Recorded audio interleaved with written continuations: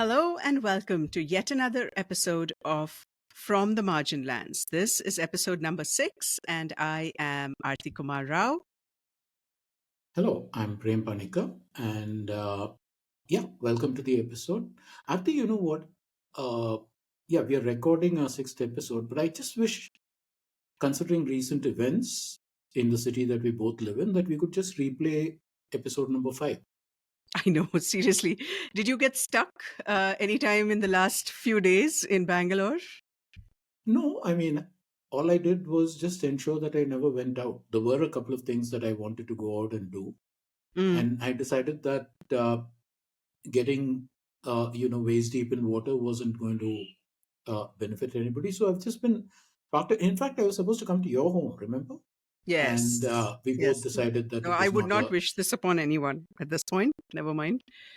Yeah. Not to mention that So I live in Bellandur, which has its own specific problems when it comes to flooding.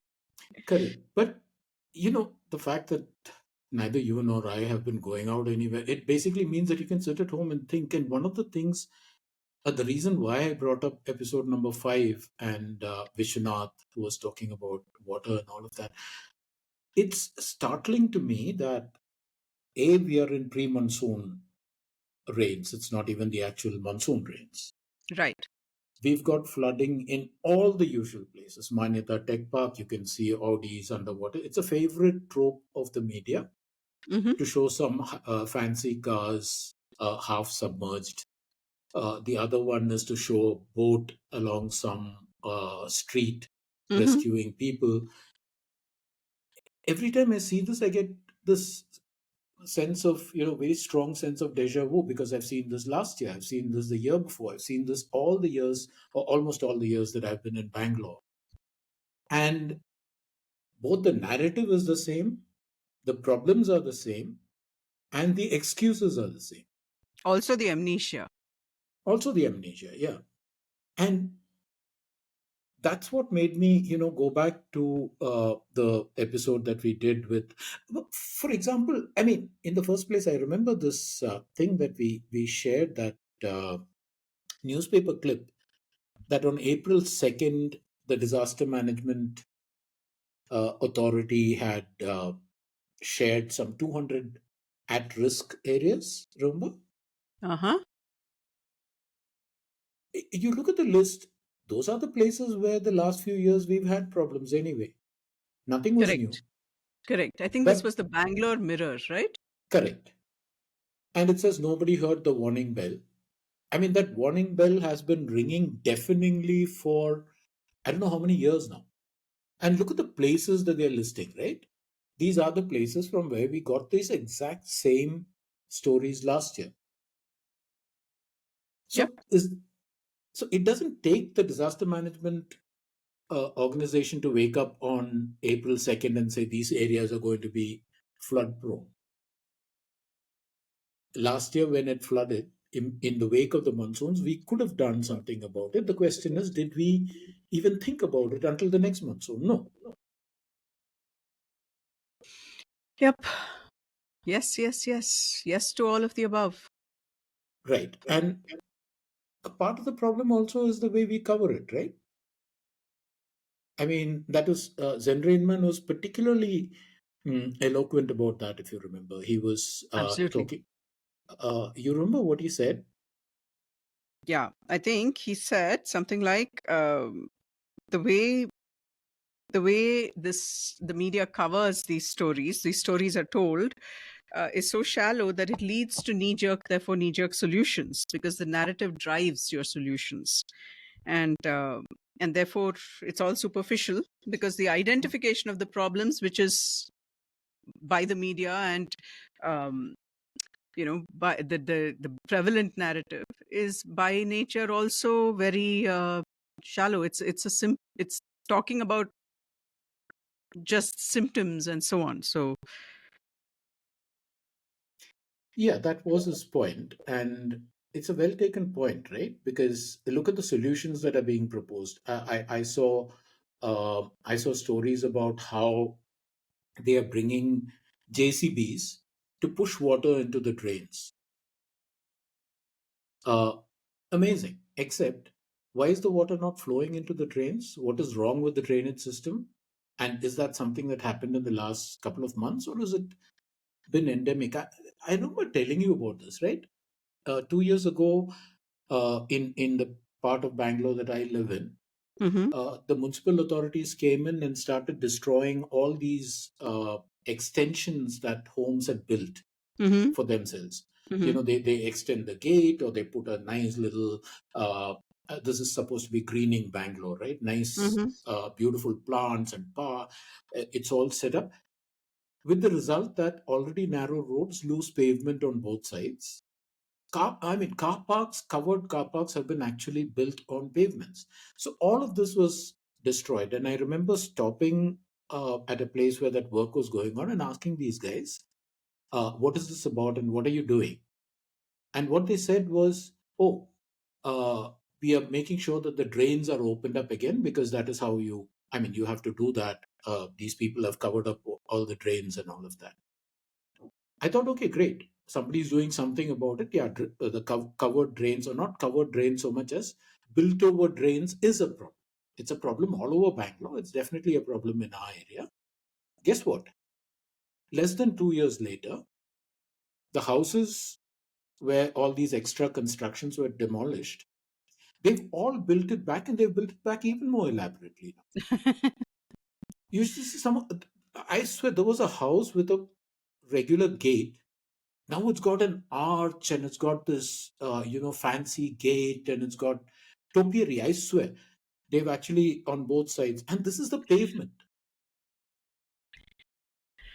I think it comes What do you? back to our being completely disconnected from the topography. It's funny. Because I've kind of been recuperating and been homebound, not been able to go anywhere, and so on. I've taken to a little bit of sketching in my book, and yesterday I basically sketched.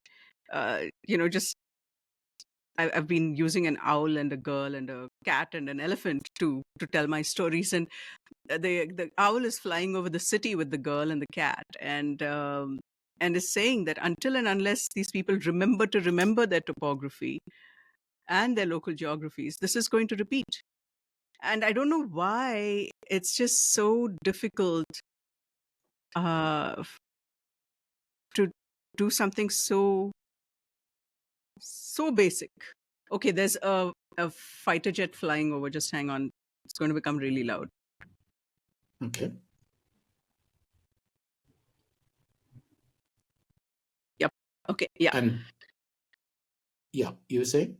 Yeah. So no, just the fact that if you build over something, water flows where it has to. It has memory. It knows where and it finds the lower levels, right? It's going to flow from high to low. It's going to flow, and if impeded, it's going to find other ways, or it's going to try and jump over whatever is impeding it and come back to where it needs to go, because it's going to go where it wants to go and where it has to go.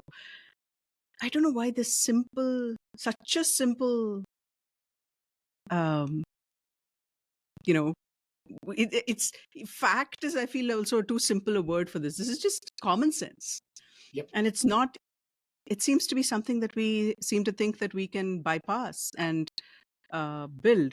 And it comes right back every single time. Kanteerava Stadium, well, Sampangi Lake found its home again. The water Yep. found its home in Sampangi Lake again, and Kanteerava Stadium is flooded. It's just, I feel it's so futile and so counterproductive to just keep doing this, and over again. It's still happening after all these years of being so severely flooded. We're still building, like you said, in places where we should not. And I think that Correct. comes back to Zenrain Man's thing about institutions for the 21st century. He said institution building is the most important thing we need to do, because we don't have a basin level institution looking at how the city interacts with water, how the city interacts with the countryside, how the city interacts with the river. And the river basin is not being seen as a holistic quantity with interconnections. So that's one of his six lenses, of course, but he said it Yeah, was one of the most actually, important. correct. Actually, that's the thing with Zen Rain Man and people like that. It makes me.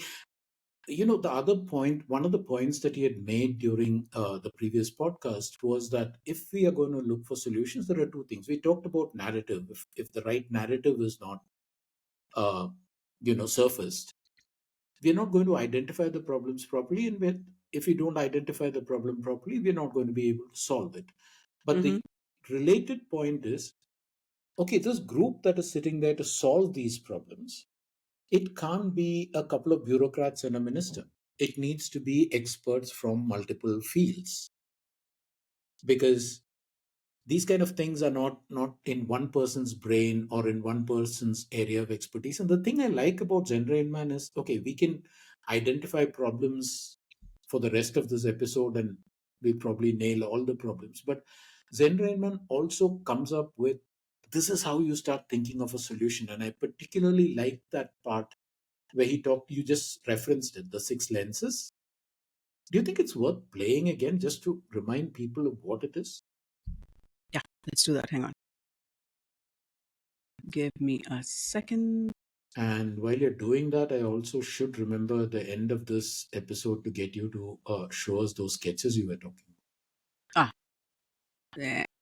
But yeah, hang on. I just need to. how it would handle this. Yeah. Yeah. So there are, for me, 6 lenses of sustainability. And so these numbers come as a civil engineer. You're part of that 5 tabs, 6 lenses. Yeah. So first is the social lens of sustainability, in which you have to aim at universal access, as I said, equity, justice, and access. That's the first lens of sustainability. Unless there is equity, access, and justice, what are we going to sustain? The second is the technical lens. We have to choose the appropriate technology relevant for us as an economy. As an example, decentralized sewage treatment plants, decentralized water management systems. So the second lens is technological. The third, very important, is institution. We now have 20th century institutions governing 21st century problems. We need to reimagine and recreate our institutions to be able to understand and define the problem correctly, and then have the wherewithal to be able to tackle it correctly. Just another example, if you don't have an hydrogeologist in a water supply institution, groundwater does not exist for you. Right? So unless the institution is equipped to have that vision, it will not see the resource or the management plan for itself. The fourth lens is financial. And this is a very tough one, especially with water, because water is a human right, but water is also an economic good. Where does it transcend from becoming a human right to an economic good is something that we'll have to define in the particular context of society itself. Yeah, we haven't done that. We grossly underprice water, therefore we undervalue it, therefore it results in pollution. My argument is, if you pay the true price for water, there should be no pollution on the ground.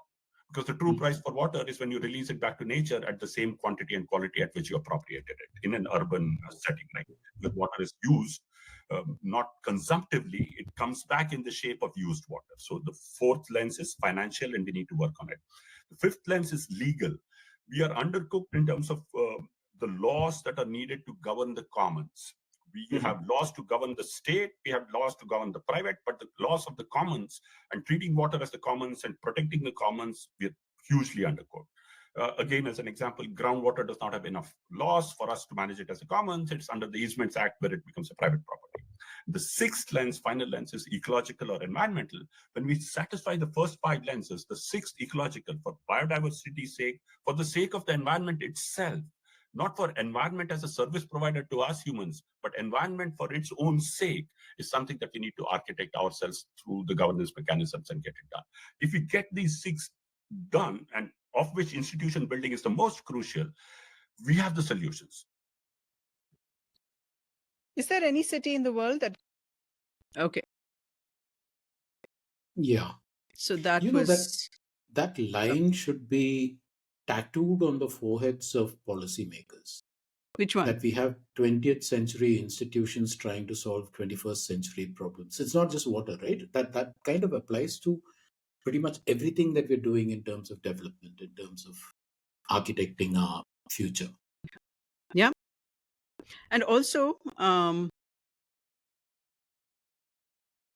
one other thing which I thought was very important, which he said, is technology that is appropriate for us. I can so see these people doing junkets and tours to Singapore and Tokyo and seeing, how groundwater is managed, the stormwater drains are managed, then coming back and trying to apply it here. Bangalore is a different kettle of fish. Every Yeah. city in it by itself is a different kettle of fish. Every place is. And you need to understand, like he said, the social, the financial, everything that is particular to this city, and build appropriately, which I just don't see happening. And even when I discuss some of these issues with people who have a lot of education, quote unquote education, and money and wherewithal to even influence policy, everybody seems to come up with solutions that that they have seen somewhere else or that have worked in a different place, which uh, I feel it's a little bankrupt the way that thinking goes. Yeah, and the time this point was brought home to me dramatically was when somebody who really should know better sent me a small video that he had found on social media. It's about the drains in Japan, which was stocked with koi fish.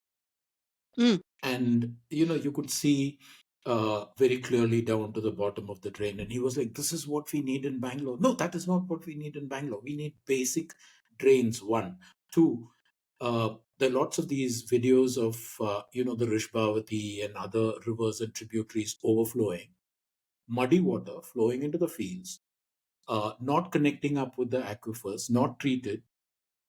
All of that water is waste when it I could think that's be. the point that Zen Rain Man was making when he was talking about treated right. The fact Yeah. that what comes into the city and what leaves the city, there should be minimal, quality difference, quantity difference when it comes to that. It's not extractive. You're using it and then you're bringing it back to the fields, but well Right. treated water. Right now, that trip that I refer to in that conversation, the previous conversation with the Zen Rain Man, we took a trip down the Rishabhati. We followed it all the way down to the thing.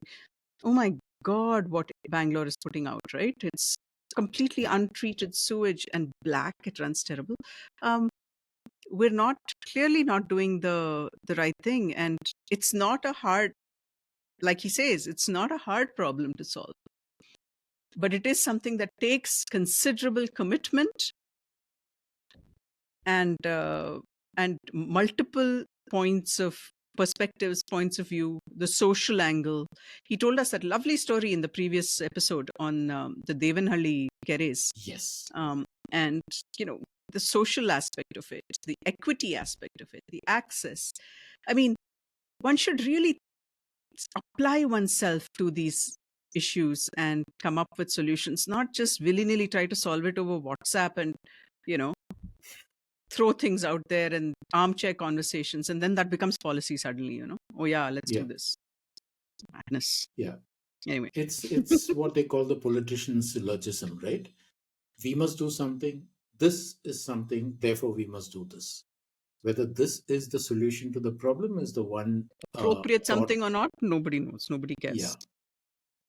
But yeah, All of well, which. I would strongly suggest all of our listeners, viewers, to go back to the Zen Rain Man episode and sit with the pen and paper, or if you have a wonderful memory, then that's plenty. But he makes such wonderful points there, and it's really pointing the way forward for a city like Bombay or Bangalore, Mumbai, Bangalore, Delhi, any of these places that have overbuilt and have killed their rivers.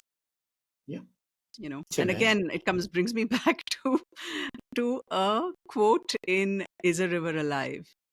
Uh, the river needed to be killed for the city to live. And that is a quote by Yuvan Aves. And Yuvan is going to be our guest on this episode. How thrilled we are to have him. Seriously. You want to talk about Yuvan a bit? Okay, I'm going to read out first what it says at the back of his book about the author, but then Intertitle. intertitle. But anybody who knows Yuvan knows that he's so much more than any page, any frame can capture. And hopefully our conversation that will follow will give you a sense of the wonderful person, the infectious, wonderful person he is. Okay, about the author. Yuvan Aves is a writer, naturalist, nature educator, and activist based in Chennai. He writes on topics at the intersection of ecology, education, and human/more than human consciousness. He is the author of 2 nature writing books and 3 children's books, recipient of the M. Krishnan Memorial Nature Writing Award and the Sanctuary Asia Green Teacher Award, among others. He loves working with children and educators and consults for a number of alternative educational institutions across India. He is the founder, managing trustee of Palluyir, I hope I'm saying that right, Palluyir Yeah. Trust for Nature Education and Research. So that's the paper definition of Yuvan. But the man himself is, we've both met him and we both absolutely love this creature. Prem, you met him at Mathrubhumi. What was your takeaway of Yuvan? It's funny. There were a couple of things that I mean, of all the impressions I gained, we did a panel at Mathrubhumi a couple of years back on intertitle, as it turns out. The first thing that struck me is, just like you, I'd got the book, I'd read it. I hadn't met Yuvan before that.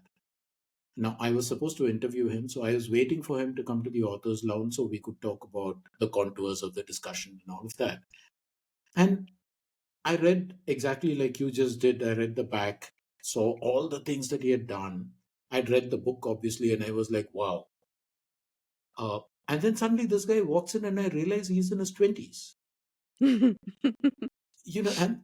for a moment, it just kind of blew my mind. And then the other thing that struck me is, we know writers. We've interacted with them. Where Yuvan differs is, so we did this panel. People were engaged, they were asking questions, and Yuvan is incredibly articulate. Extempore, he'll speak in perfect, sentences, paragraphs. And he speaks with such clarity. He's so evocative in the way he discusses the topic.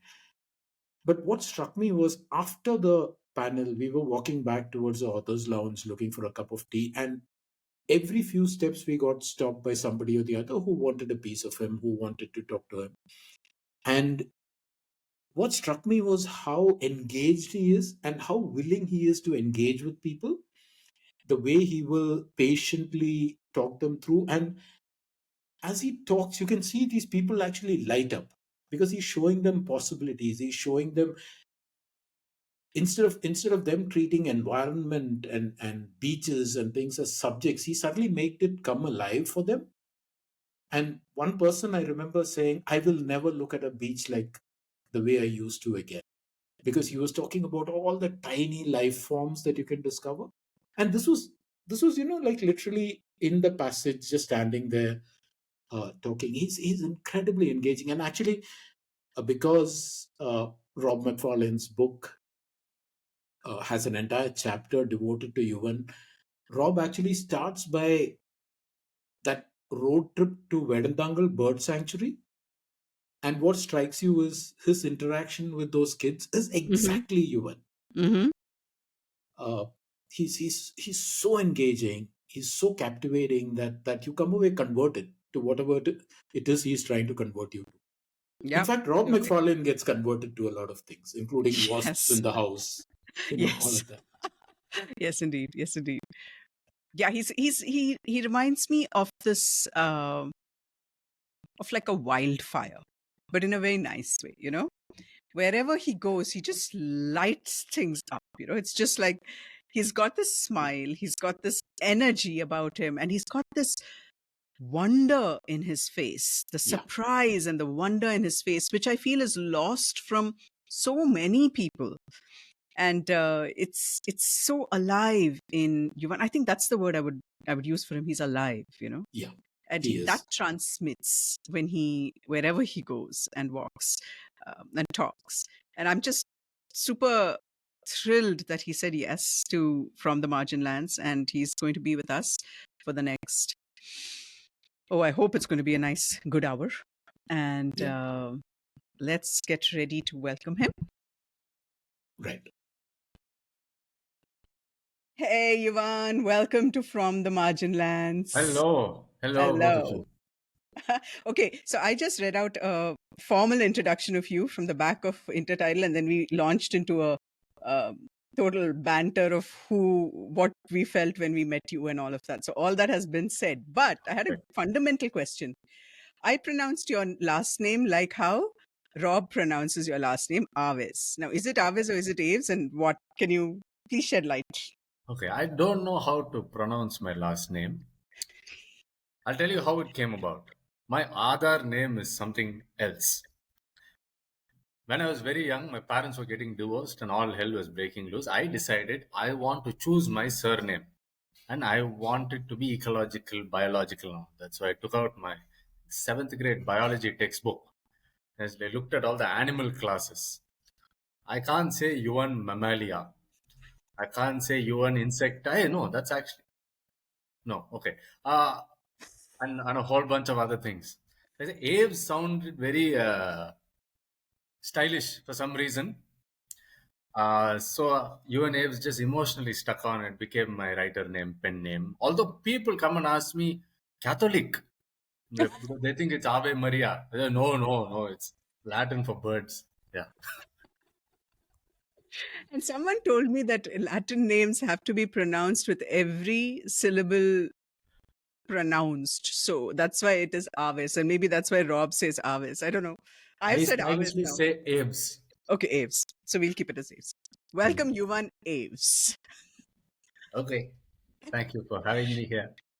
Our pleasure entirely. Prem, Yeah. go take it away.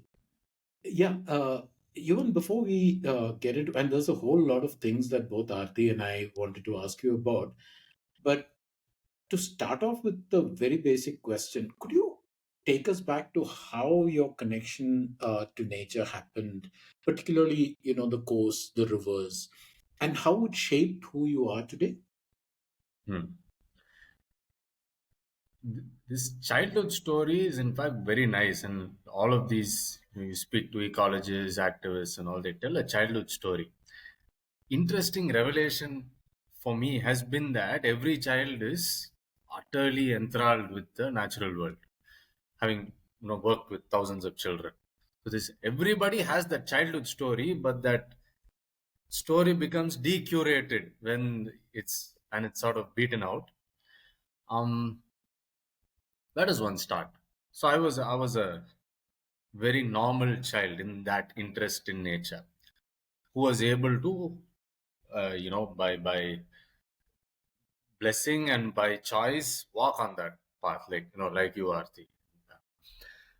My mom did this follow the child sort of way of rearing me when I was very young. Buy me these, would see my interest and buy books and toys related to that. So Wow. What made a much bigger difference, I think, was my school, the school KFI campus, which was a forest. There were about easily more than 120 species of trees, more than 100 species of birds, golden jackal and all. Like between walking from class to class, I used to see. Now some other school has come up in that land and they have decimated that place. And they called me to work there. I said, no way. But anyways, it had a massive banyan tree. So just that, growing up there and having conversations with the people there was the Krishnamurti culture, question every answer, be a light onto yourself, and nature interspersing very fundamental things of being alive and being human. And teachers, for instance, when I was in 2nd grade, one of my teachers, Kamalaka, introduced me to birds from my window, Ranjit Lal. And just this sense of, oh, it's actually everywhere, was a very early thought, like, then there was Arun Anna, who right now runs Marudam School, who would not teach me. He would live in school and he would walk from senior school to his house. And I would be waiting on the road to catch him like a leopard. and just speak about, okay, what's come, okay, Anna, I saw Golden Oriole, I saw Shikra, do this, do that, and just banter, go about, come back. In that sense, I come from a very broken family, in the sense that my family unit has been, you know, has crumbled several times, and therefore it has been a huge blessing in disguise, because I have been able to follow my path. Otherwise, I think families are oftentimes a bad influence on the child's aspirations. Usually, the child's youngest aspiration is something regenerative, ecologically, socially, personally. But one becomes a IT worker and whatever, works in a bank. I mean, they're all important things, whatever. But and so this family pressure was, that energy for the pressure was diverted towards fights and courts and things like that. So I was left free, and that grew up, and I eventually ran away from home, and I did my high schooling and uh, college education through distance in a wild, 100-acre campus again, where I was the local snake rescuer. I would, Yeah. that was the very vague trajectory of my early life. I think. So what is a day in the life of Yuvan today? Okay. I'm writing a book called Incendence. It's about insects in India, their ecological importance, as well as our practices of attention, which invisibilize, inconsequentialize the very essential labor of small entities. And it's also about the violence of agrochemical industries in India specifically. So I wake up, I do a little bit of this anapana meditation, and then I go look at the sun. That's a very Huberman thing, I'm sorry, but Yes, it is. Gosh, I'm a little surprised. I have a lovely two Picus racimosa trees outside. So there's a lot of activity there. I just spend 5-10 minutes there, and then I sit down to write. Then my partner Rega and I have just got a new apartment. So there's Congratulations. a little bit of this and that happening. Right. Sometimes, we go out on a field trip. So that's broadly how it's going on. Yeah. Sometimes we cook and maybe watch something together at night. Yeah. No, I guess the reason I asked you about a day in your life is probably because you're one of those people that employs observation and paying attention in all aspects of your life. It's not a thing that you do as an activity. You know what I mean? It's a way of life. It's a way of living for you. And so that's why I wanted to see what a day in your life might be like. And the Ficus racemosa, and I'm sure it's much more than the half an hour that Huberman says you need, that you stay out there. Yeah. No, my life has just radically transitioned. So it's the day is still sort of molten and just settling into its mold. Yeah. So you're no longer in the apartment that Macfarlane described, the one with wasps no, coming I'm not out. there, but there are a lot of wasps here also. Okay. And is Rega okay with it? She said if it's in the balcony, it's fine. Ah. This blue mataba, Chalibian Bengalans, and it comes inside and it surveys and all. She's like, no, outside. So it's interesting because Incendence, I think, is going to be a much needed book in our world. Just today, I got another message. I get this message once every 2-3 days that there is a beehive in this lane and it is going to be relocated. And everybody is all for it because lately there have been bee attacks. And which is it's a funny thing in terms of bee behavior for suddenly them to come and attack. But it's interesting, when I cycle in the lanes, I smell phorates, I smell all these terrible chemicals which are being used, and it could well be agitating the bees. And I think the awareness of something like that, even among the gardeners who use it, but more so among the people who employ these gardeners, is so low. Yeah, So low absolutely. that I think your book is going to be. Yeah. Can we talk about that a little bit? Bee and Let's. wasp conflict. Yes. In one of the chapters, it's tentatively called "What is Coexistence?" There was a big dilemma we were having at a farm school we run. It's a 40-acre organic farm. Children come and learn how to grow ecologically good food. And in the banana field, there was a hornet nest in the ground. Sometimes hornets don't, they do underground nesting. And this Apis florea, red dwarf honeybee beehive. And I think somebody got stung. One of the laborers there got stung. And the administration was thinking, okay, we remove it, safety issue, this, that. And then over the past full year, we've been doing pollinator surveys. Each crop, children are sitting and looking at what pollinators are coming, all of that. Then now this turns up. And so I very slyly took it to children. I'm like, listen, here's something which pollinates our crop. Vespa tropica hornets, we see pollinating the banana extraordinarily well. Apis florea decline, we know, is causing onion crisis in Maharashtra. And so I put it in, and then I walk back, and then children are debating. It's like, sir, in somewhere else in the world, hornets have even killed people. Somebody's like, you have to disturb it for it to attack you. It's like, if I stamp on your leg, you will stamp back only. It's about self-defense, all kinds of. And one child made a profound statement. He's like, sir, I like to coexist with butterflies, sir. It's like, why? Even if you stamp on them, they don't sting you. And so I'm like, okay, then friends also, you must be choosing like that. So in the end, we let them be. And children said, you know what, we'll make boards, make sure we go. And it's a way of, can we, and I think it's a very politically loaded thing. Can we dare to coexist with things which help us yet will defend themselves?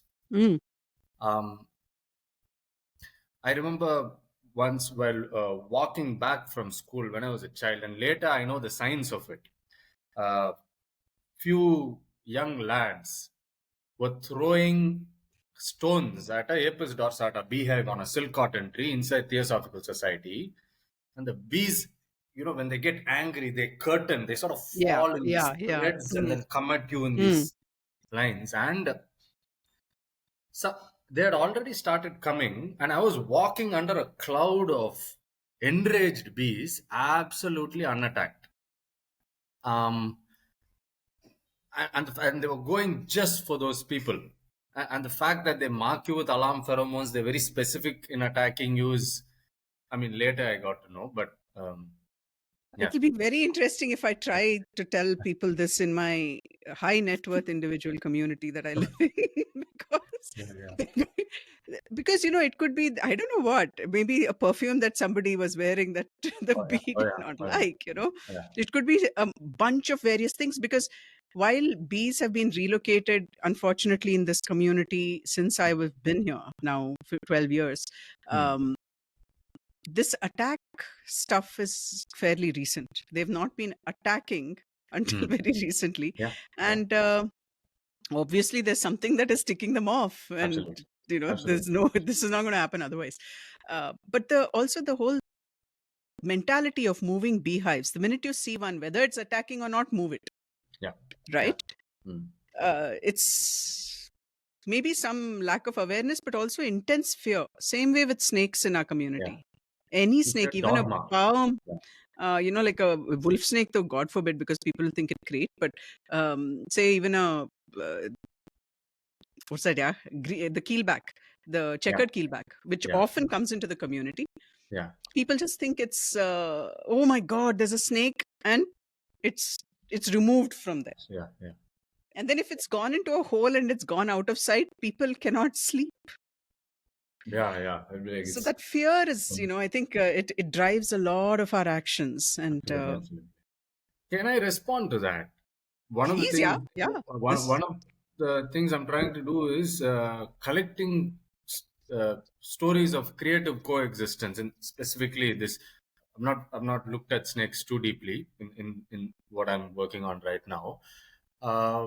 As part of that, I'd gone to Aranya Permaculture farm in Telangana, run by our Nasana Kopila, now Sneha Kopila runs it. And many years ago, I think almost 10, 15 years ago, bunch of boys, students who had come there, got on top of albizia tree, disturbed a beehive, and it was near fatal. Oh my God. They had all had to jump into water to protect themselves. The bees were pursuing them inside the water. And typically, any other institution would say, get rid of the bees, because here was one man who almost died, and a whole bunch of them really badly injured and with anaphylactic reactions. They said, we'll do bee safety. We are going to protect the bees. So ever since that year, the first session of permaculture is bee safety. Do not wear yellow clothes. They think they are flowers. No perfumes. Use only the soaps we give you. Come here. This line of trees is where the bees come in November, December every year. Walk very carefully when you're under them. This is how important they are. That was quite the story for me, because usually when something attacks you, you destroy it back. And here we said, no, let's learn to live with them. Yeah. No, you're giving me a great idea, except that I don't know if it'll fly here in this community. It's funny, this is a community where they drive to the gym less than 500 meters, so it's a very different mentality, a mentality of, where I hear also things where they say things like, oh, this tree sheds a lot and therefore the leaves fall on the cars and then the cars are that kind of. So the mentality is different, but I think it's still worth giving it a shot because the bees are important. And I don't mind sticking my neck out, but Prem, please continue. Sorry, we went on a completely. No, that was a really nice. It was a nice tangent, and I was happy for it to continue for a bit longer. But one of the things that you said, hey, by the way, how old are you? And I have a reason for asking. 29 right now. Yeah, because you keep talking about, way back 15 years ago and all that. I was trying to get a sense of when did you become Yuvan Aves? So, but, when you were talking about how interacting with kids and showing them or telling them about various aspects of nature and things like that. And there's this wonderful opening passage in Robert Macfarlane's book, Is a River Alive, which is about your bus trip to Vedandangal. Yeah. And again, a lot of it is about the way you interact with, kids. It brought up two things. One, you already spoke about. You said that as a kid, you're more tuned to being with nature. The question I want to ask right now is, so that book is a detailed description of your encounter with Robert Macfarlane and how you guys explored Chennai's Ennur Creek and Odaiyur and Kuam, all of that together. What was it like to share your city's rivers with them? How do you think that experience shaped the book's exploration of how do I put this, a river's aliveness?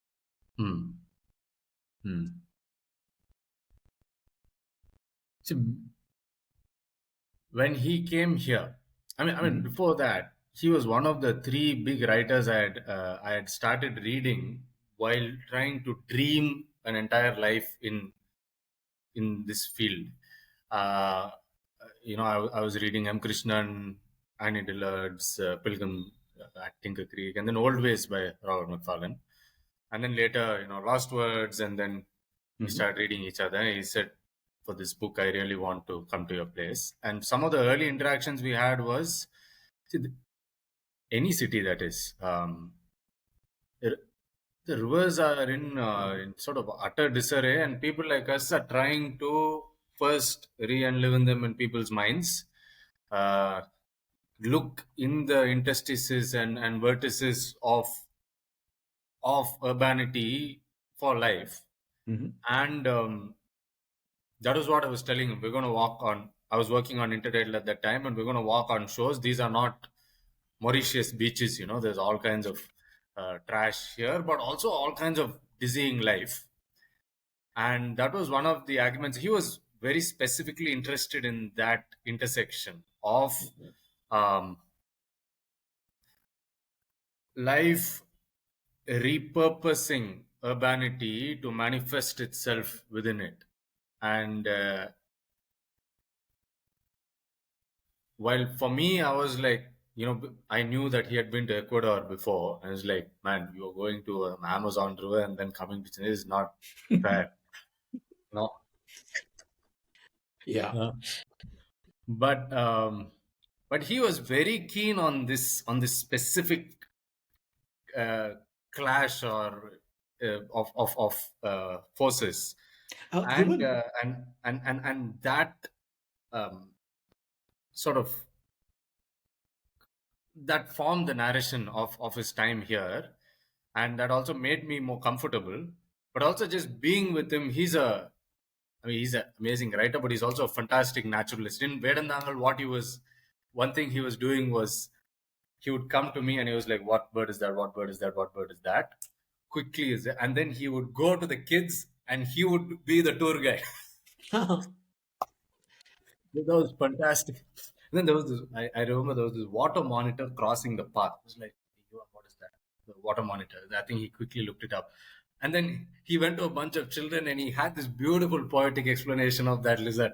Oh, lovely. So it was quite fun. I want to ask you, do you have any idea? I mean, obviously, your previous connection with Rob Macfarlane apart, do you have any idea why he picked the Odaiyur and the Kuam, or is that serendipity? I think he wanted to, before Is a River Alive was an idea, we were planning to sort of meet in some sense. And he was saying, I really want to come and understand your work. And of course, I also wanted to do that, but slightly more difficult. That was happening. And when he came here, he was not just somebody who would come here for a writing project. He did sessions for children. He taught them how to write spells. He did a wonderful talk and interaction with the members of Madras Naturalist Society, which I'm part of the committee.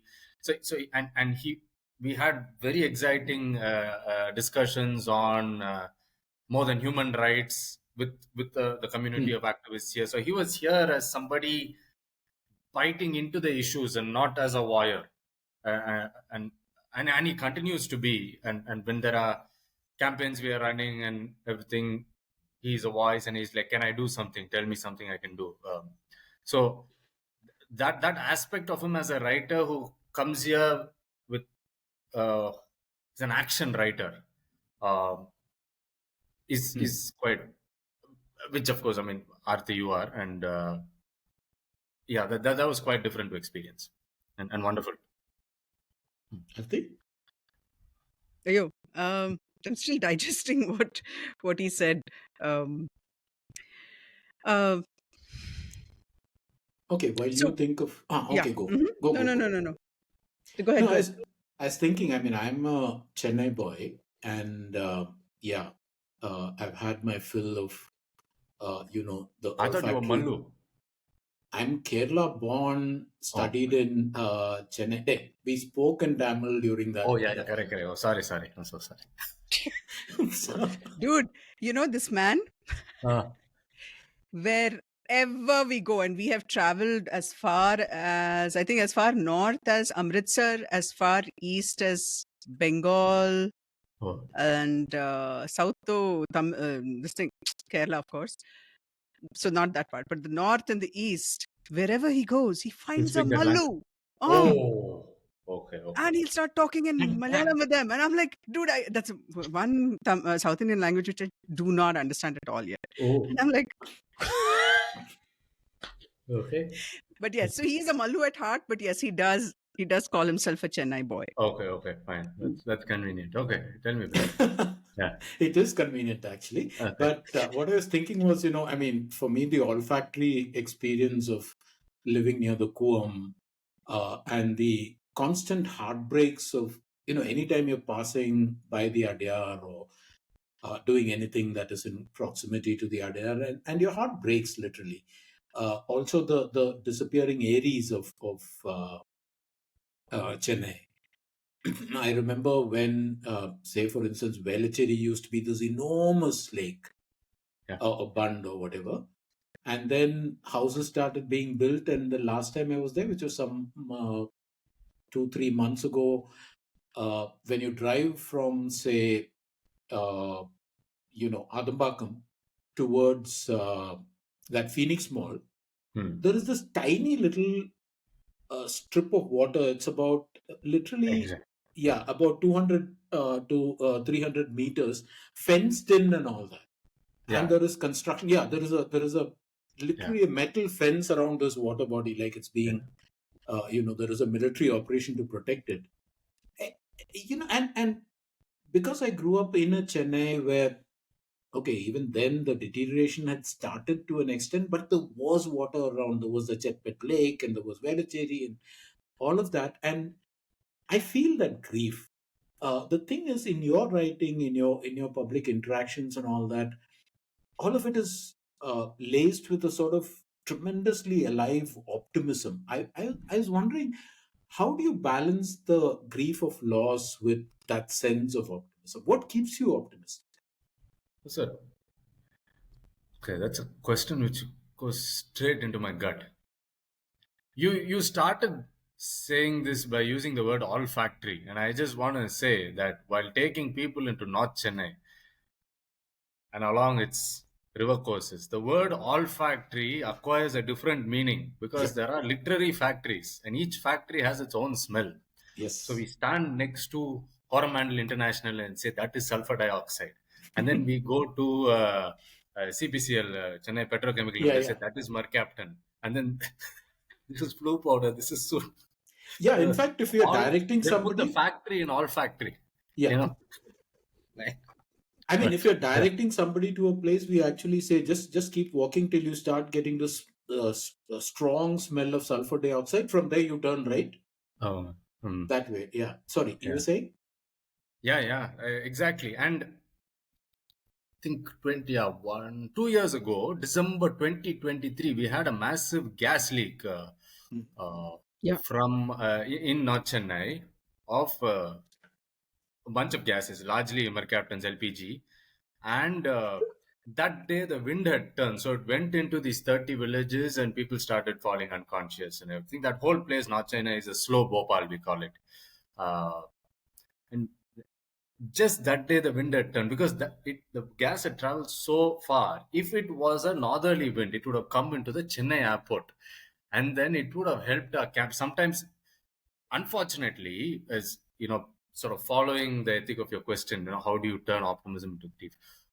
We ride on tragedies. Tragedies are unfortunately the most are the greatest strength in our arms as activists. When a tragedy happens, you're like, banging your statement and your activism work, political work. You are putting it in, getting people to put lines in their manifestos, all of that. So at that time, we grieved that this gas did not went towards the fisher community instead of coming into the Chennai airport. Then that factory would have shut down within a week.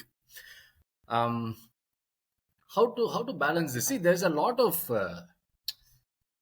yesterday and day before I was feeling this, we started some work around a Silica mine, which is being proposed to be opened next to Kazhuveli Bird Sanctuary, recently declared bird sanctuary, extraordinary wetland. It's this massive lake with sort of curves like a python into the ocean. So it's sort of continuum of hydrosalinity, tens of thousands of birds, and then it was just in 22-23, I was the appellant for a case against two massive harbors set on the other end of that wetland. Just beyond that, within 60 kilometers, sperm whales congregate to breed. So when you go out, you see these sperm whales do this word sleeping, they sleep like this. And then fisherfolk describe just things like pillar-like things in the ocean, Yes. You And mentioned this, right? In yeah, somewhere, yeah. somewhere. And we stopped it. Mm. And then within 2 months, they're proposing a dam. Within, very short period, they're proposing a mine. I'm like, I'm trying at least give a different landscape to work with. Don't assault the same place. Just like, man, I'm like, whatever. Mm. So there is a sense of, often a sense of exhaustion, which is, not just me. Anybody in this work who is feeling it's a constant onslaught. And what is the culture and ethic of working with constant onslaught? I don't know. You can respond to that. The other thing about optimism is, see, I've had these experiences of. I'll give you an example. In the school I work with, for many years, we did for class 11 something called a class campaign. We'll pick an environmental issue which children are broadly interested in. Sometimes I'm brainwashing them into a specific direction, but in the end, they get interested. And we say, we will work on this for 6 to 8 months, sometimes for the whole year, and make a real change. So in 2021, we chose the Adani Port. The public hearing was coming up. And I'm trying to get these children interested in that landscape. Is that they're absolutely bored. Then I said, and then school reopened after COVID. And then I took these children to the fisherwomen of Kattupalli who have been thrice evicted. In Marginlands, you speak about erosion and its violence. So coast has eroded, they've been kicked out. Coast has eroded, they've been kicked out. Another industry has come, they've been kicked out. Now they're going to be kicked out for the 4th time by Mr. Adani.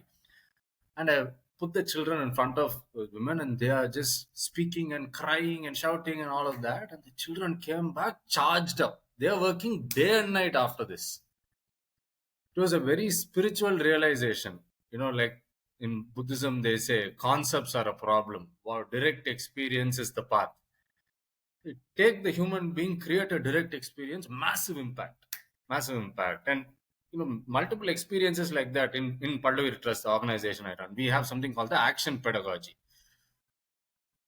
Concepts are introduced only after going and spending time with the tree or the wetland or whatever, and that just that power of direct experience. That's where the optimism comes.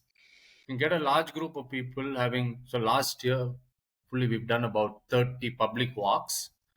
And all those people, the other thing is I run this internship for 4 colleges. And most of these students life science students who join on this internship want to be lab assistants. And the internship is based on having these direct experiences as well as creating those experiences for public in their neighborhood. All of them go to WII, A-Tree, this, that, totally. So that optimism is somehow linked to, is not exempt of grief and exhaustion, but it's deeply linked to the power of direct experience. Yeah, that makes sense. If that is an answer. Yes. Yeah, okay. Arti? The same on well, it's not quite the same topic, but it is about loss, and something that I wanted to ask you about. What loss? It's a very broad question. You can take this any direction you want. I don't want it to be more specific. I don't want to lead you on. So I'm just going to ask it. What does loss look like to you? What does loss look like to me?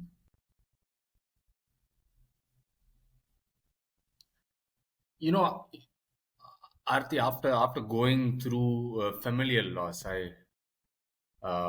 one of the greatest losses I've had is the passing away of my sister to iatrogenic causes, wrong medication, having its side effects, shutting down her organ systems, and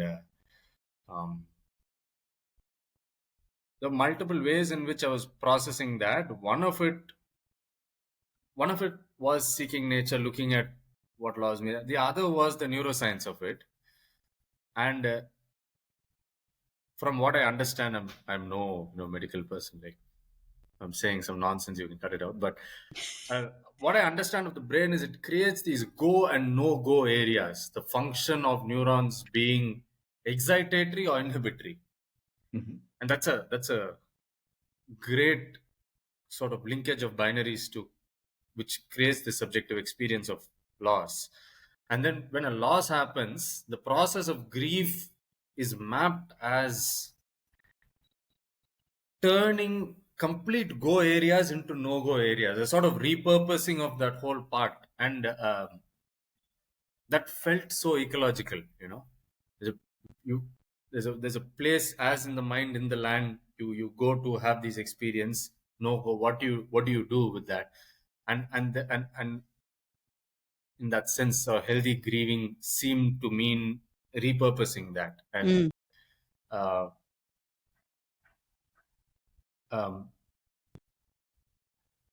that's the first thought which comes to mind.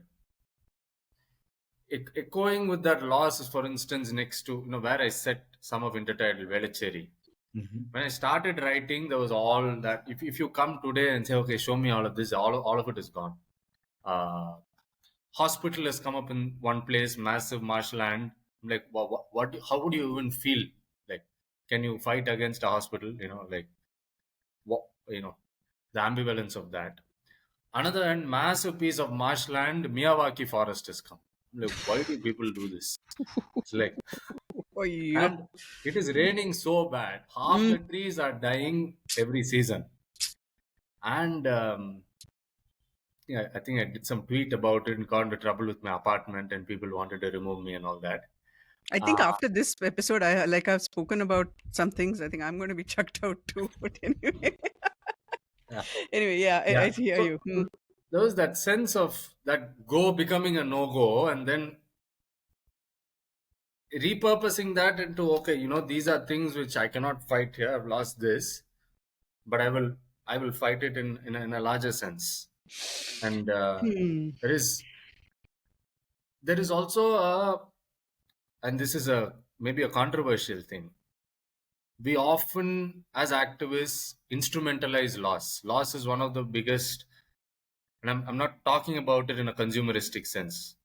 You look at, this is something I have a rough draft on, and I want to write about it somewhere. You look at environmental legislation or any sort of good legislation in India, it's after loss. Everything from Environment Protection Act coming after about 20,000 people dying in Bhopal, to the RTI coming after so much corruption. And you can track all the EPA and Western Ghats coming after the landslides, ESA notification. You can track small laws to big laws to amendments coming after loss. And there's that transformative quality of loss as well, which seems wrong to instrumentalize, but also important too. It's a complex thought. It's not a well-formed one in my head, but that's the other thing which comes to mind. And so let me just take that a little bit further. Like you said, there is instrumentation of loss after instrumentalization of loss after loss, right? So stemming from loss. I live in a city which has changed a lot. Both of us, Prem and I, live in a city which has changed a lot, has quote unquote lost a lot, right? We've lost a lot. Yes, in terms of the fact that they idiotically built over wetlands and all, and now it's coming back to flood, that memory is coming back. But largely, what is lost in one generation tends to fade from memory. Absolutely. For the next generation. So, what then is the nature of loss? That memory, that knowledge, that feeling. Loss is also pain, right? Huberman also talks about, how you process grief is basically, it's a pain in center in the brain. So all of that happens when that person or that generation that is living through that change Yeah. experiences it. Yeah. The people that come after, Yeah. either they don't even know it, Absolutely. they don't remember it, Yeah. or they're very happy with. I know tons of birders who love going to reservoirs for birding, Yeah. and it's a wonderful biodiversity hotspot. The pain that was, or the loss that was, to create that wetland, Yeah. quote unquote wetland, Yeah. is lost, except for the people maybe that are still, evicted and living somewhere where they lost a lot, right? Yeah. Yeah. So, what then is loss, or how long? I think this is something that I have a rough draft on, and Prem knows that. I'm trying to write about this because I see the apathy of people today, and I'm thinking maybe it's because they did not feel, or they haven't lived that close to the land where they have felt that loss. What do you think? Also the change, I mean, because Aarti talked about generations and viewpoint shifting and all of that. I was just thinking, and also because Yuvan in Intertitle has talked a lot about Velachery, which resonated with me partly because I grew up on the banks of that thing. I was in Telephone Colony, Adambakam, which is, at that time it was on the edge of the lake. Now it is way deep inside. The whole lake is gone. The thing is, when I think of Velachery, I think of summer when part of the water would have receded and you would have this beautiful carpet of green grass. And we would go and play cricket over there. We made a pitch, we made a ground, we used to hold matches and all of that, right? You ask my nieces, the next generation, my sister's children, about Velachery, and they'll say, "Oh, Phoenix Mall is there, and then there is what is that, Ramraj and Pothis and all of that." Their memory of Velachery or their interaction with Velachery is all of this, the consumerist places that have. I think all three of us are going to get kicked out of our homes or families or whatever after this episode. But anyway, and mine is about, sort of, in my memory, an idyllic time when I could go to that endless stretch of grass, play games. All the kids of the neighborhood would all be the kids, as in 20s, whatever. We'd all be there. So I mean, to bring it back to Aarti's question and to just take it off from there, is thinking, then is this loss that we're talking about only, or does it matter only to those who have experienced something which is now That's a missing? great question. Yeah. Or can we then pass it on to the next generation? For them to you have that institutional memory of what happens when loss happens. Exactly that. I didn't say institutional memory, but that feeling, that memory of what was, and not sentimental in any way. This is purely scientific, ecological. There is a reason why this is important. It's not sentiment. What does one do? You know what I think, Premanarthi? Towards the end of Incendence, I am trying to write about something called the co-evolved psyche. In a very well-known sense, we know that each of our color vision came after the color vision of insects to be able to see flowers. There's a fantastic and very successful hypothesis on why we have fingerprints. It's called the fruit texture hypothesis. To be able to feel to be able to speciate as well as to understand if something is ripe or not.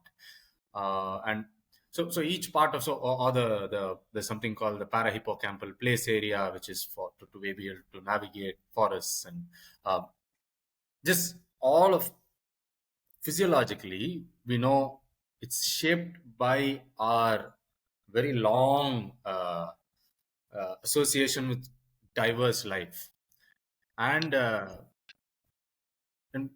quite speculatively, but obviously psychologically so.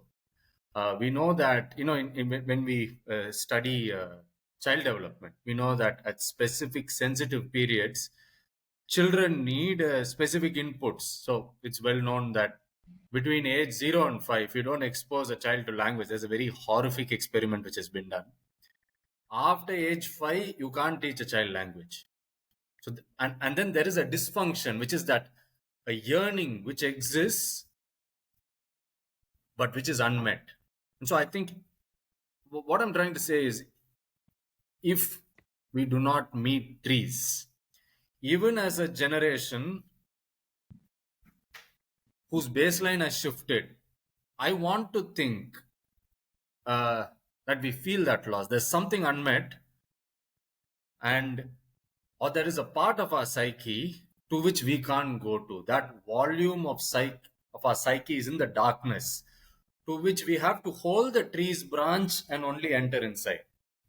And so at a surface level, I understand, okay, the baseline has shifted, people don't care, all of that. But there's something within people, within our psyches, because we have lived with butterflies and dragonflies and all of the birds for millions of years. In the absence of it, there's this thing called the recapitulation theory. They say, it's a beautiful pattern. It's called ontogeny mimics phylogeny. That is how the human develops from single cell to multi-cell, to how the actually happens, like how life evolved on Earth. And then with specific inputs in that process of evolution. And when that is missing, I think there is a dysfunction which we do not have words to articulate. There is a depression which we do not have words to articulate. And I think in that sense, the ecological and the psychological crises are deeply coupled, but because of its nature, we do not have ways to inquire it so directly. Which is all to say, I'm saying the baseline cannot shift. In a fundamental sense, the baseline cannot shift. If you do not sit under trees, or if you have not watched butterflies, and even if your parents have not, if your baseline has shifted, there is a sorrow inside which you cannot put a name to. Is what I want to think. Yeah.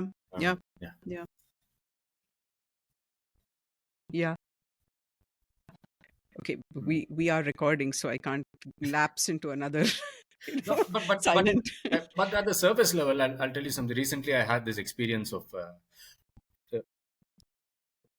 flower cultivation is such a violent process. We look at flowers as beautiful. Yes. The amount, because they are not vegetable crops, all kinds of banned pesticides are used on them.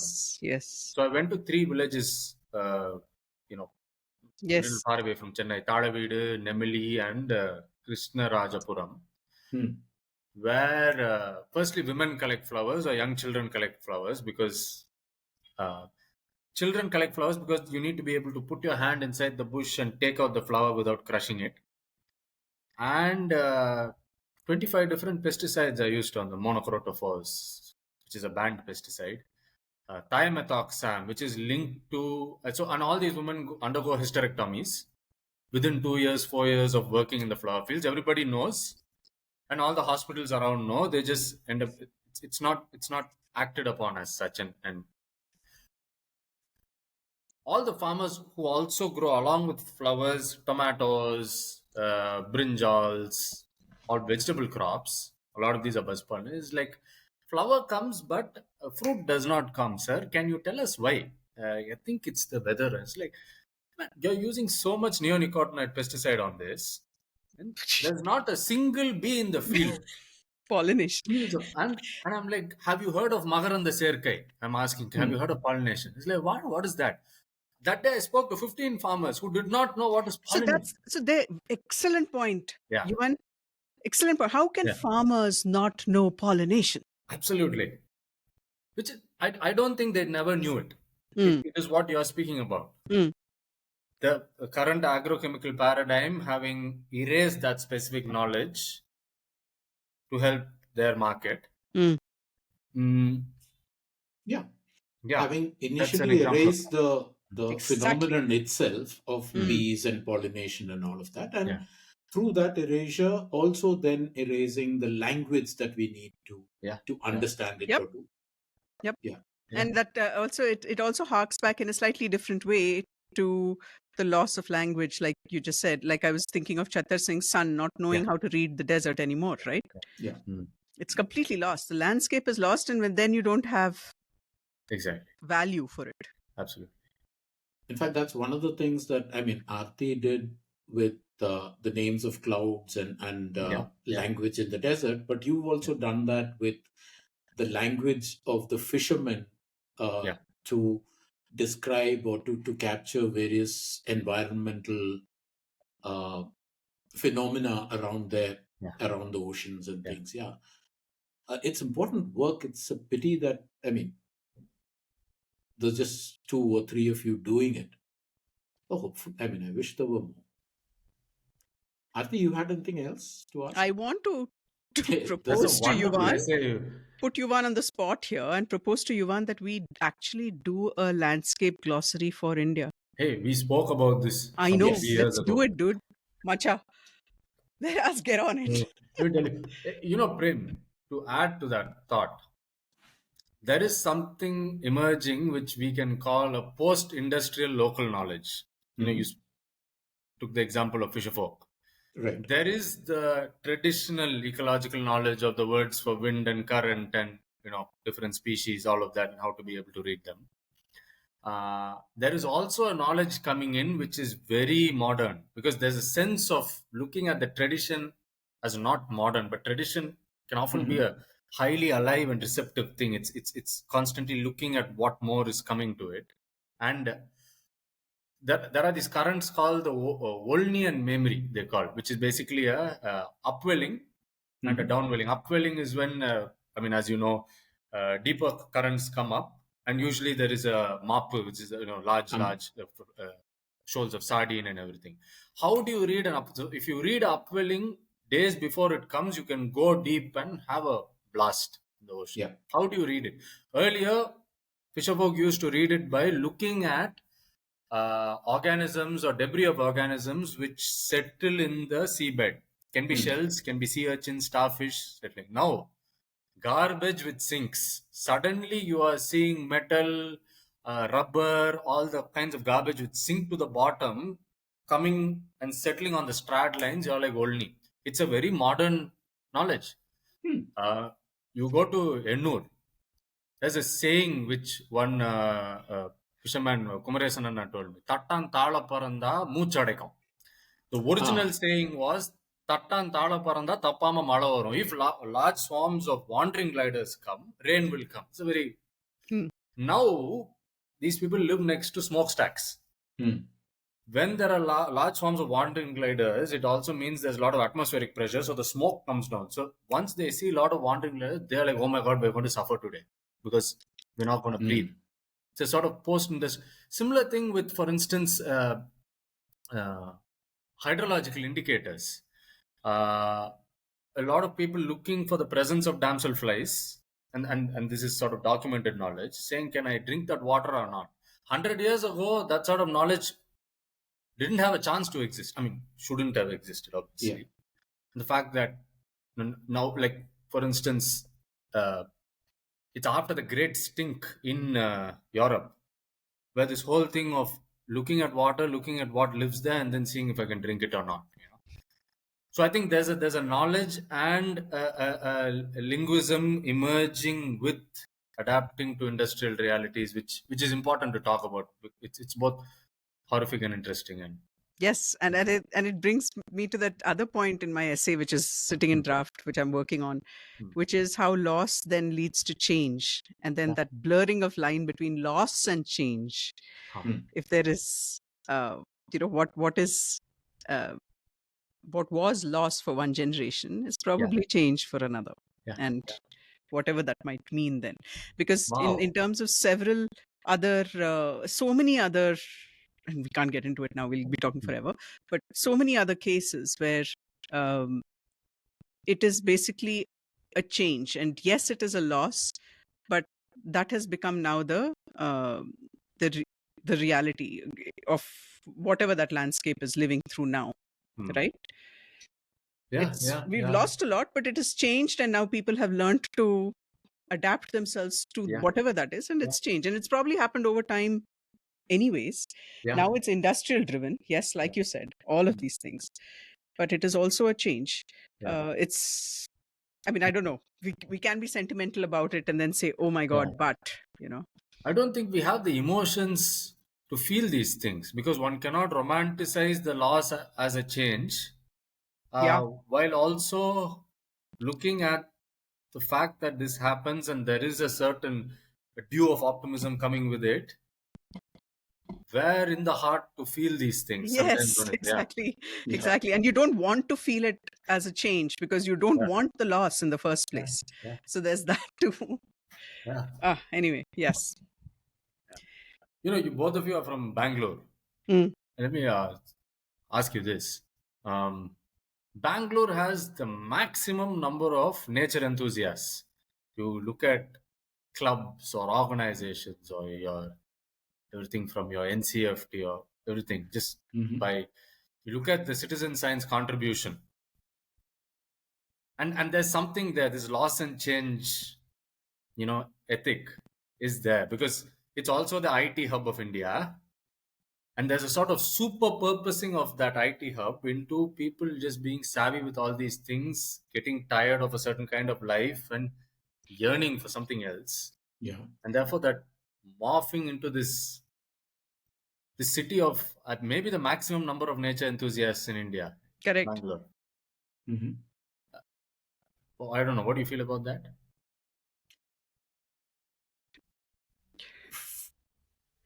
For me, see, I mean, I don't know the numbers and I don't know whether Bangalore lays claim to having the maximum. There is a lot, yes, and there are a lot of societies and things. And I keep looking at the work that they're doing. It's like, okay, let's go for a nature walk to Cubbon Park and let's go to, let's do this, let's do that. What I think, and it's not necessarily confined only to Bangalore's naturalists, I think it's true of many, many other places as well, except for people like, say, you or Arti, who convert your naturalist sensibilities into actual action on the ground. But here the thing is, nature is some kind of, it's a bucket list item. It's a to-do. This weekend I want to go and experience nature. This weekend I want to go back to nature. And that pisses me off big time. Because I mean, it actually militates against the concept of a naturalist, as far as I'm concerned. I don't know how Aarti sees it. Aarti? I'll have to think more about it, but off the top of my head, this might sound like absolutely ridiculous, and I'm going to reserve the right to cut it out in the final as well. But I feel it's born of privilege, Yuvan. I feel. Also because Bangalore is laid back. It's not like a Mumbai or a Bombay, Delhi, like frenetic or, has this kind of crazy pace traditionally. And there has been it used to be beautifully green, right? A lot of biodiversity, a lot of stuff around it.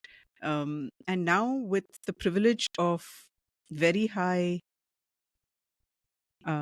wages, salaries, and being able to procure lenses, your photographers, all of that. So many photographers in Bangalore.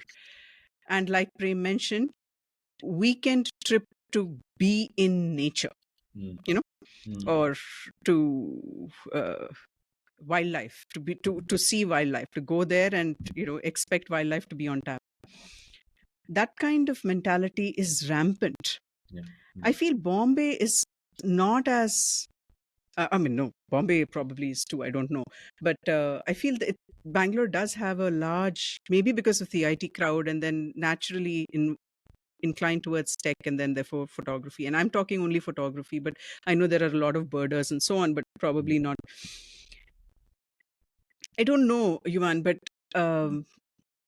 that is my initial thought. The thought that this was a place which was not so, you didn't have to struggle so hard to survive. And therefore you had this privilege of being able to do this. And And the kind of nature dabbling, I'm not including the NCFs and the research guys here at all. Yeah. I'm talking about the dabblers and the people who are enthusiasts. It's a very specific interest. It is not an interest to conserve in the true sense. It's not an interest to understand connections in a true sense. It's not an interest to even fathom ecology, or what is the land? What is it saying?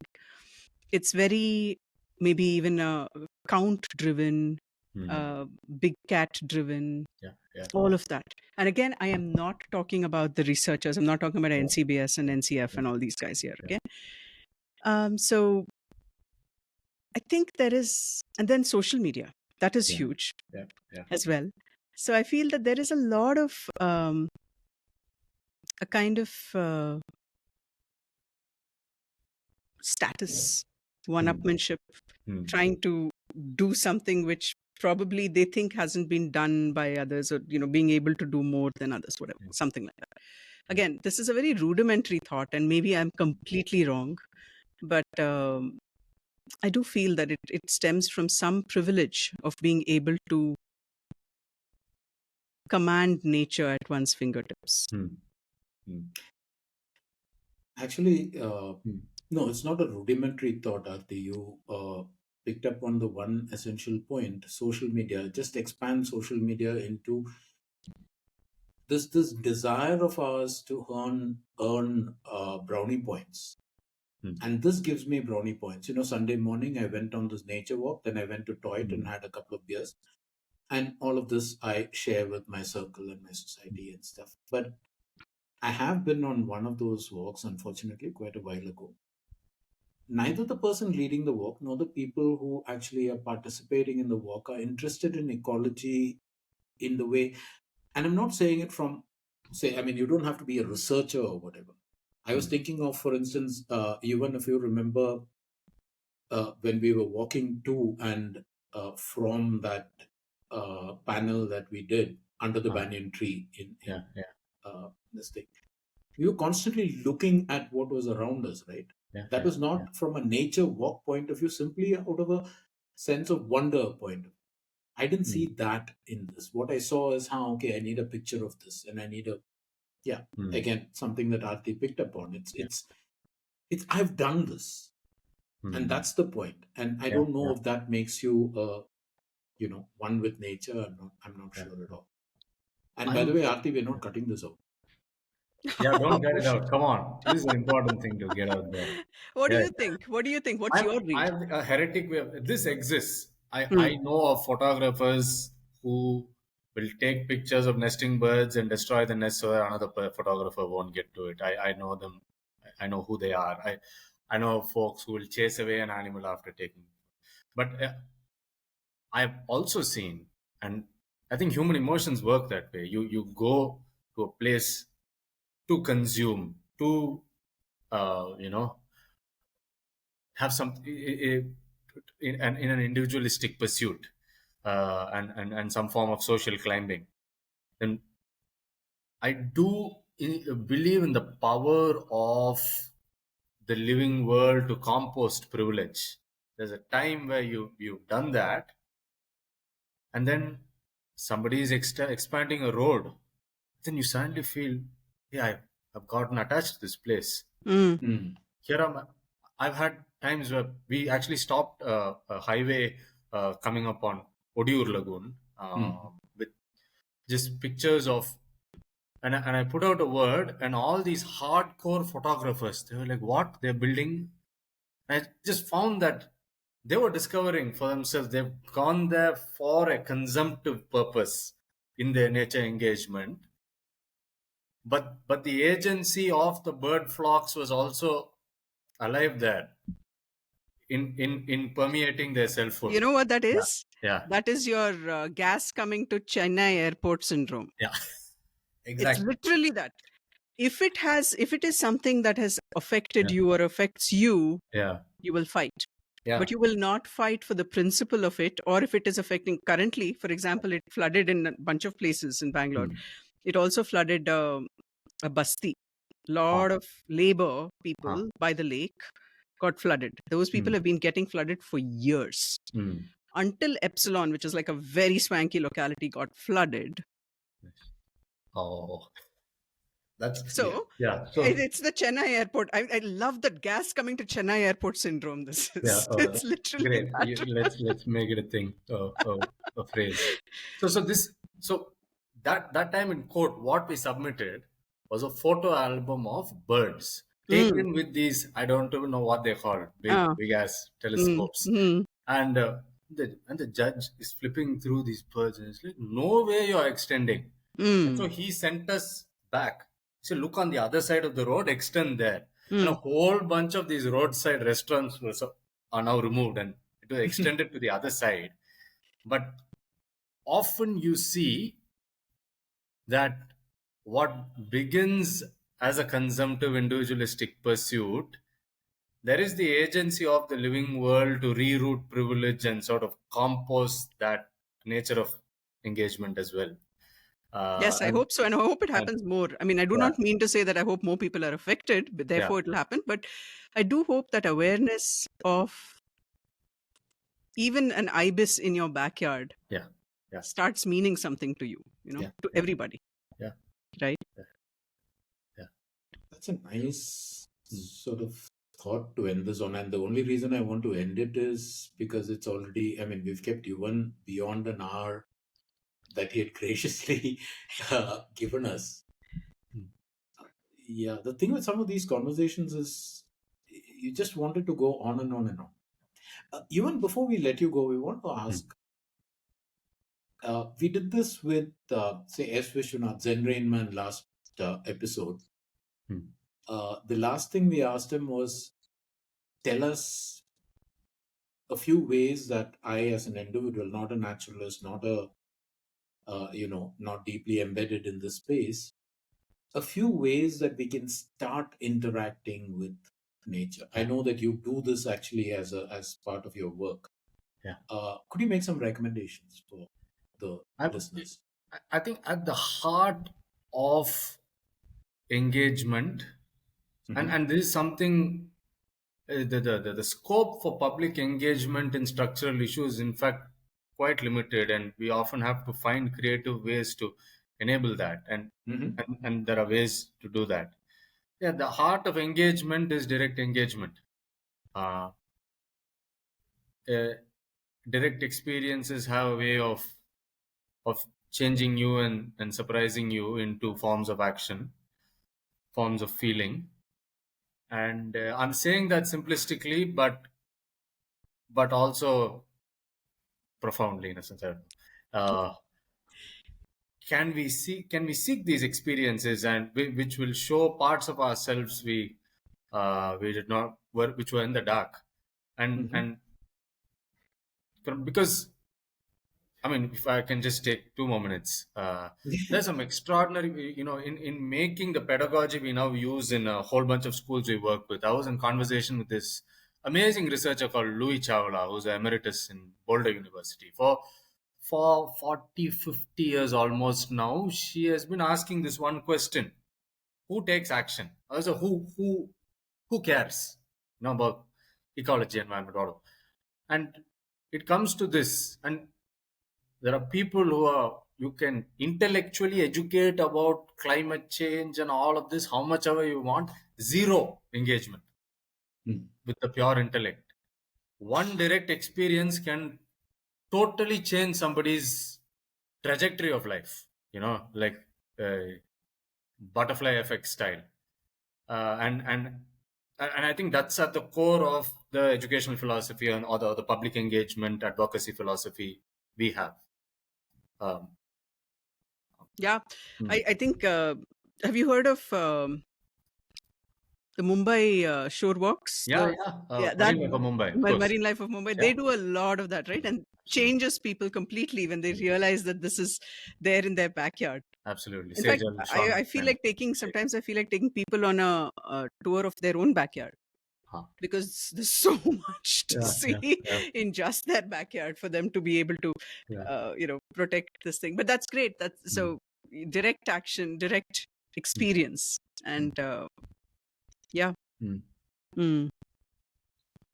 We should probably still continue, Yuvan, you, Prem and I, we had this plan long ago to follow the Kaveri. Okay. We should do that, no? Yeah. At some point. Yeah. Some point, yeah. To just look at the basin. Yeah. And what's happening in the basin. Yeah. Let's do that. So, Great, yeah. Great. Thank okay. you so much. Thank you. This was a three friends just chatting. Yeah. Yes. Wonderful. Yeah. Absolutely. Thank you so much, and good luck And with your next book. Can't Thank wait you. for it. Thank you. Exactly. Yeah. Yeah. So good. Okay. All right. Thanks, take care. Yuvan. So Bye-bye. one thing, Yuvan. I don't leave till you. Yeah. Yes. Yes. Thank you. All right. I mean, so you that's can a wrap. leave, but you have to leave the Just leave it comp on. open. Yeah. Nothing on. No, I'll just sit here. I'm a Perfect. You don't have to. Luddite. Yeah. But I'll stop the recording now. Okay. Thanks, Yeah. guys. Thanks, everyone, for listening in. And so that was Yuvan Aves. I still think of him as Aves, but Yeah, well, Yuvan is plenty. It was a wide-ranging conversation. I mean, that went all over the place and quite open-ended. So, what did you make of it? yeah, as usual, when you talk to people like Yuvan or Vishwanath, the people that end of the conversation, you're thinking of, I should have asked 10 more things. So again, he's got to be one of those repeat guests. I think we should do a trip with him. Yeah. See the world like he sees the world, and like he said, feel it firsthand. So maybe go to Vedantangal or one of those places and feel it. Actually, feel Vedantangal, or even Ennore Creek. Ennore He Creek, talks about having Pulicat, been, any of all those of that. places. Yeah. It would be awesome to see it through Yuvan. Yeah, That was so great. we'll I'm put so that glad. into our to-do list again. Yes. Yep. So I was thinking also something that you tangentially mentioned earlier before Yuvan came on, something about a cartoon or cartoons that you were doing. And, Yeah. What is that about? And in the classic journalistic practice, can you show, not tell? Yes, I will show. It was so when I lost my mom, and then I had surgery, and so I've been kind of basically holed up in a roomish place, and with just books and stuff like that at my disposal. So I just started sketching, and I found a lot of solace in bringing to life a few characters: an owl, an elephant, a cat, of course, who was my constant companion. So styled after my Zorro, and myself. So it was just doodling. It's just doodling. But it's interesting because I'm kind of almost thinking through my journal entries via dialogues between these characters. But also, and then Bangalore happened with the flooding and all of that. So I made, that was the cartoon that I made. Let me show it to you. Hang on one second. It's just silly. I mean, I'm not a natural artist or anything. So this is literally doodling. But here we go. Do you see it? Right. Okay. So it's just an owl that's flying over a city. It could actually be any city. This with a girl doesn't have piggybacking. With the girl and the cat piggybacking. Yeah. So, and he says, and the girl says, "Oh, it's happened again." And the owl says, "Well, if the city only remembers to remember its geography, that's the only time it'll stop happening." So, it's just a hark back to my pet peeve of us not really paying attention to local geographies when we plan or we build or any of that. Is this going to be a series of some kind? It probably will be. I mean, it'll be... I think it's going to be a wide-ranging series that weaves through ecology, philosophy, and even wildlife. Just finding found objects that are interesting, mirroring my own days, I would say, probably. It'll probably be just my journal come to life through this. And we follow this on Nowhere yet. Right now, Instagram, I've just been posting, but I'm trying to find a way to Instagram. Just if it's long lengthwise, it kind of it's not exactly looking like I want it to look right now, especially if it's 2 or 3 that are one after another and so on. But Green Humor does a great job with cartoons on Insta. So I was chatting with him and he does a great job. So maybe it will be Insta, but on my own handle, Aarti Kumar Rao. But yeah, let's see how it goes, where it goes. It's just for fun now. Yeah, there is a benefit to having you confined in a room. I love it too.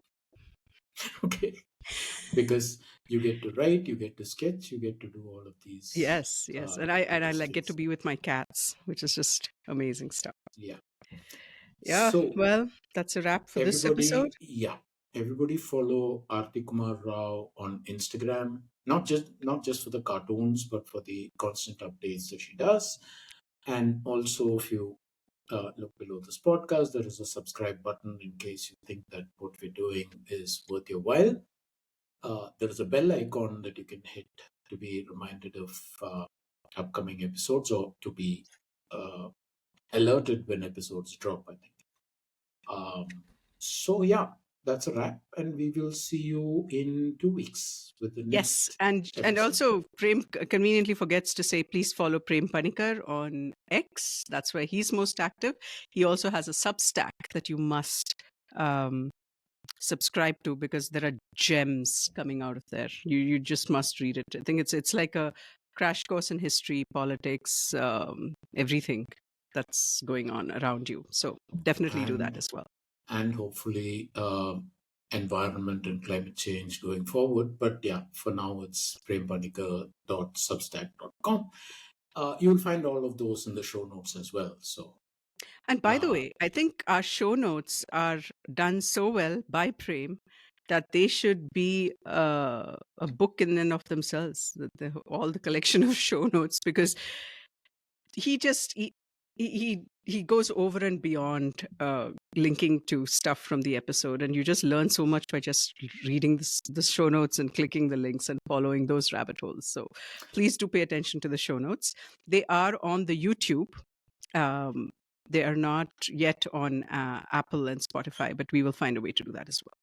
Yeah, and actually I was thinking doing show notes, it actually helps because you have to pay attention to the podcast. So once the editing is done, I actually listen, and I listen at slow speed with pauses, think about what was said, what is an appropriate link, do searches, and you actually absorb the podcast. I know that I was present when it was being recorded, but I actually come across things that, how come I didn't pay attention to this when we were recording it?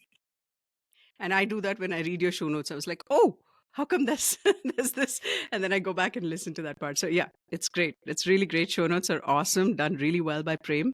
So please do check out those as well. While you're at it, write into us with ideas. If you disagree with some things that we say on the podcast, we'd love to hear from you. It's always great to debate politely. So, all good.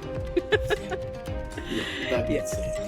Right, Aarti, thanks. And we'll do this again in a fortnight. Yes. Take care, Prem. So long. Take care. Bye-bye. Stay dry. Yeah.